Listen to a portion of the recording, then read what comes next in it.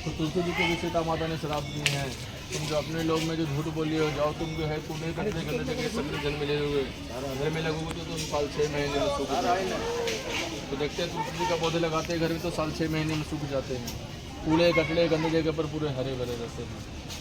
तीसरा गौ से पूछा गया, तो गौ ने अपने पिंड खाने का लोभ में झूठ बोल दी, क्योंकि देखे कि गौ माता ने सोची कि राजा रामचंद्र जी पिंड देते तो उसमें हमें पिंड खाने को मिलता, मेवा मिष्ठान खाने को मिलता, उससे हमारा पेट भरता।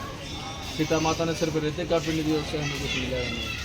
तो गौ ने अपने पिंड खाने का लोभ में झूठ बोल दी, तो हमने सीता माता को पिंड देते हुए तुम जो अपने खाने का लोभ में जो झूठ बोली हो, जाओ तुम्हारा सारा शरीर शुद्ध रहेगा, मुख शुद्ध रहेगा, तुम्हारा पूजन जो होगा वो पुष्प पत्र पर होगा, तुम जो है कूड़े कचड़े गंदे जगह सब पर भक्षण करती रहेगी।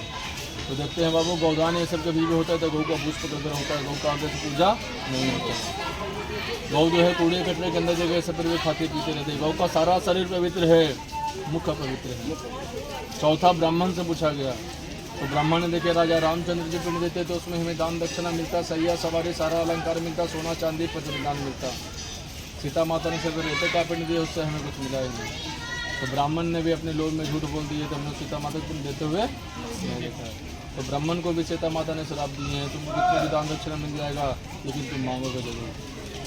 पाँचवा जो सत्य बात थी, बट कुछ अच्छे बड्डी ने बतला दिए, बट का पेड़ में जहाँ आखिरी कोई ज्ञान होता है बट वृक्ष के नीचे में, उन्होंने सत्य बात बता दी है। राजा दशरथ जी ससुर जी के प्रकट हुए थे, उन्होंने ऐसे ऐसे बोले, सीता माता ने रहती का पिंड दे दिया। तो सीता माता ने उनको आशीर्वाद दिए हैं कि जाओ तुम सदा हरा भरा रहोगे, कभी तुम सूखोगे नहीं, तुम्हारा बट का नीचे जो भी पितरों का नाम से दान करेगा पितरों को हाथों हाथ प्रदान होगा। इसलिए बाबू वहाँ का दान सदा क्षय रहता है, कभी क्षय नहीं होता है। इसलिए जो बाबू वहाँ पर एक खाने वाला फल छोड़ा जाता है, कोई सा भी एक, वो फल को कभी जीवन में खाया नहीं जाता। और एक फल मांगा जाता है, वो फल क्या है? धरती पे 4 पदार्थ है, धर्म, अर्थ, काम, मोक्ष, मतलब धन, पुत्र, भक्ति और मुक्ति, ये 4 में से एक मांगा जाता है। तो वो काम आप लोग को भी करना है। कल जहाँ आखिरी होगा बटवृक्ष के नीचे में, वहाँ पर आप दोनों को भी एक फल छोड़ना है, एक फल मांगना है।